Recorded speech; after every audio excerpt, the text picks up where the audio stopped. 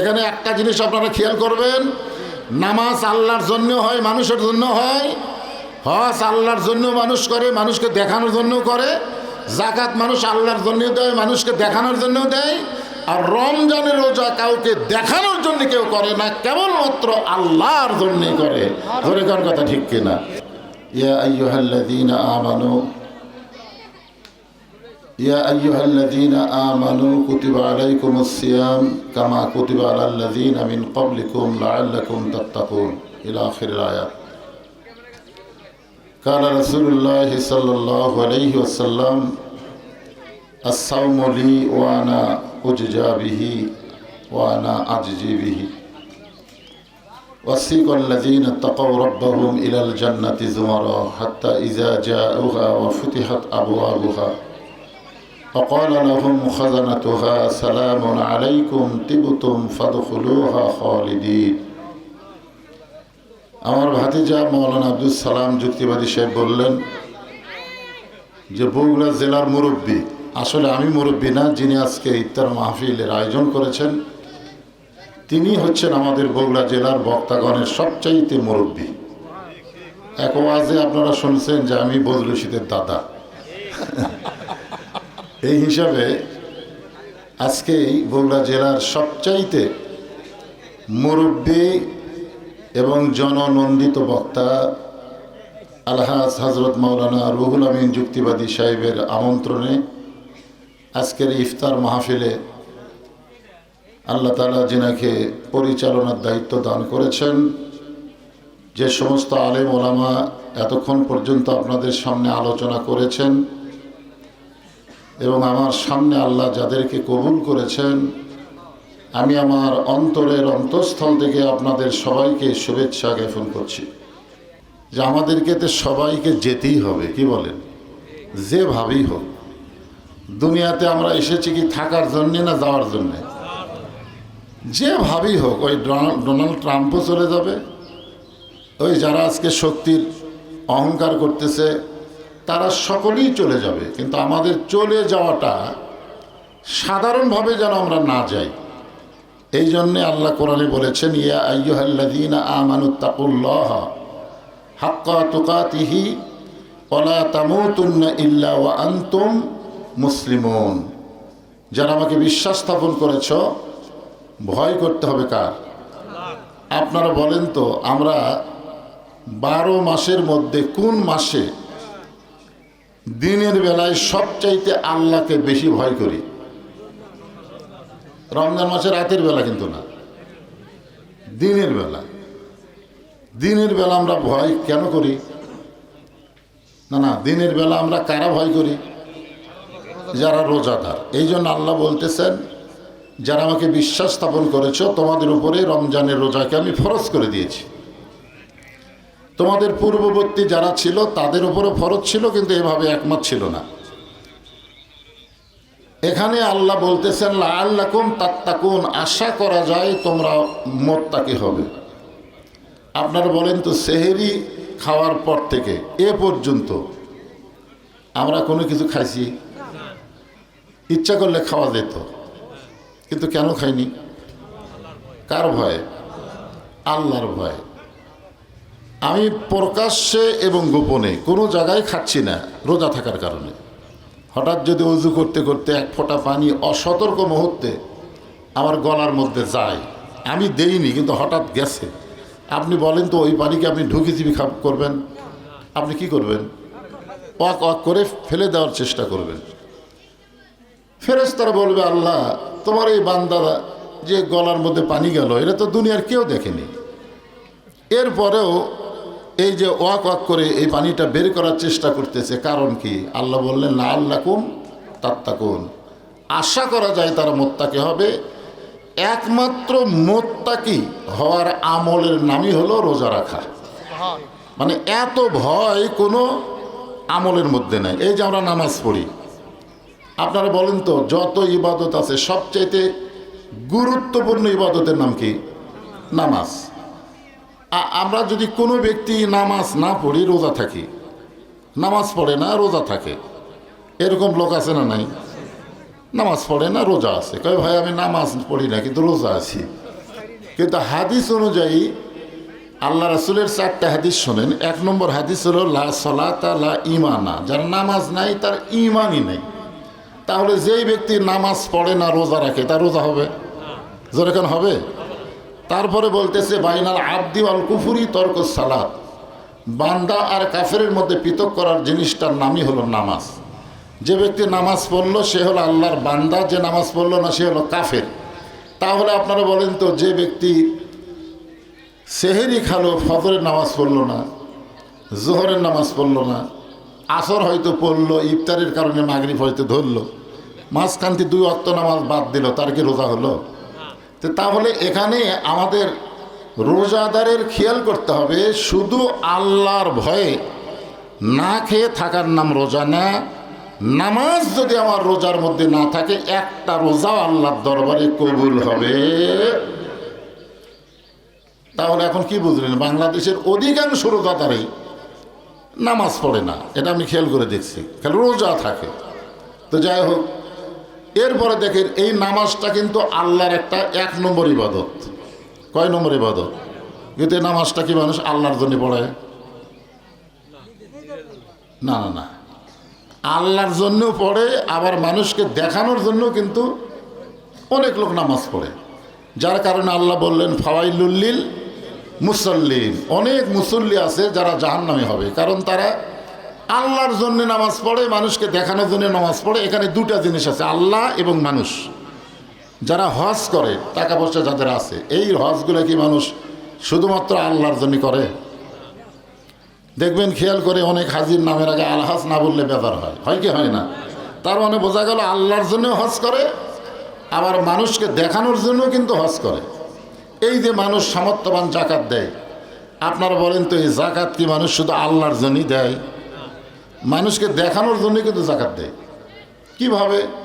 যে আজকে দিব না আগামীকাল দিব, আগামীকাল দিব না রমজানের 21 তারিখে দিব। এই যে একটা লোক জাকাত নিবে আসতেছে, আপনি ধনী মানুষ, তাকে বারবার বাড়ির থেকে ফেরত দিচ্ছেন, 21 তারিখে দেবেন। আপনারা বলেন তো, 21 তারিখ পর্যন্ত বাঁচার গ্যারান্টি আছে? তো যার উপর জাকাত ফরজ হচ্ছে সে আল্লাহর জন্যই তো জাকাত দিবে, কিন্তু মানুষকে জানানোর জন্য এবছর এত টাকা জাকাত দিলাম, আমি এত মানুষকে দিলাম। তাহলে এখানে আমরা কি বুঝলাম? নামাজ মানুষ আল্লাহর জন্যও পড়ে, মানুষকে দেখানোর জন্যও নামাজ পড়ে। হজ মানুষ আল্লাহর জন্যও করে, মানুষকে দেখানোর জন্যও হজ করে। জাকাত মানুষ আল্লাহর জন্য দেয়, মানুষকে দেখানোর জন্য জাকাত দেয়। কিন্তু শুধুমাত্র একমাত্র রোজা, এই যে 15-16 ঘন্টা মানুষ না খেয়ে থাকে, পানাহার পরিহার করে, সব কিছু থেকে নিজকে হেফাজত রাখে, শুধুমাত্র কার জন্যে? এখানে কিন্তু মানুষকে দেখানোর জন্য একটা লোকও রোজা নেই। একটা লোকও যদি মানুষকে দেখানোর জন্য রোজা থাকতো, তাহলে গলার মধ্যে সামান্য পানি গেলে সে ওয়াক ওয়াক করতেছে, কেন করতেছে আপনি বলেন? তার মানে বোঝা গেল এই রোজাটাই শুধুমাত্র মানুষকে মুত্তাকি বানায় দেয়। আর মুত্তাকির জন্য আল্লাহ বলেছেন জালিকাল কিতাবু লা রাইবা ফিহি হুদাল লিল মুত্তাকিন। আর এই মুত্তাকিরা যারা রোজা থাকে, তারা কোরআনের বিকল্প কোনো দল গ্রহণ করবে না।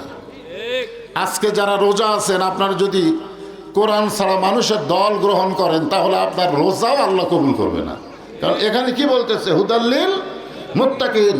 এ কোরআনের মধ্যে কোনো সন্দেহ নাই, এই কোরআন পাইকারি হারে সবাইকে হেদায়েত দেবে না, কেবলমাত্র মুত্তাকি বান্দাবান্দি যারা আল্লাহর কোরআন থেকে হেদায়েত পাবে তারা।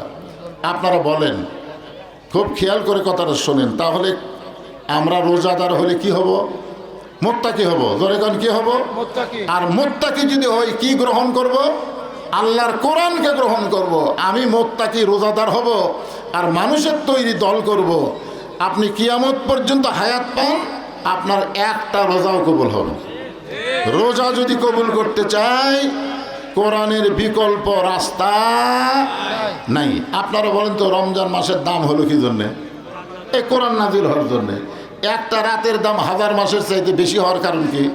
এই কোরআন নাজিল হওয়ার কারণে।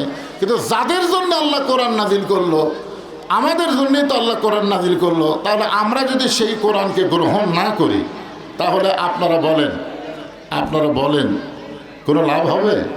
এই জন্য রমজান মাসের গুরুত্ব হলো আমরা মুত্তাকি হয়ে আল্লাহর কোরআনকে আমরা গ্রহণ করব। কথা শুরু করতে হয়েছে, শুরু হয়ে গেছে, আসলে সময় নাই। আপনারা জানেন একটা বক্তা মানুষ, একটা বক্তা যারা, আমরা তো আলোচক না, বক্তা, বক্তাকে টাইম দেওয়া লাগবে।